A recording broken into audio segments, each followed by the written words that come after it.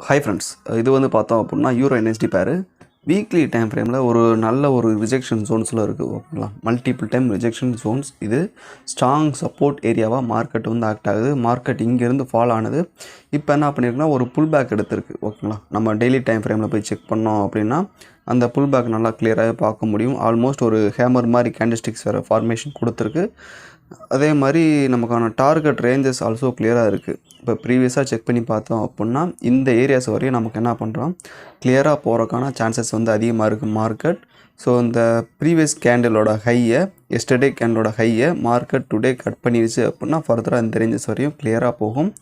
நம்ம stop loss எங்கே place பண்ணலாம் அப்படின்னா இந்த கேண்டில்ஸ்டிக்ஸோட லோவில் வந்து நம்ம வந்து ப்ளேஸ் பண்ணிக்கலாம். ஓகேங்களா, இப்போ ஆல்மோஸ்ட் ப்ரீவியஸ் கேண்டலோட லோவில் ஸ்டாப் லாஸ் ப்ளேஸ் பண்ணிட்டு டார்கெட் வந்து இந்த ரேஞ்சு வரையும் நம்ம வந்து கிளியராக ஃபிக்ஸ் பண்ணோம் அப்படின்னா நமக்கான கிளியராக போய் டார்கெட் அச்சீவ் ஆகும்.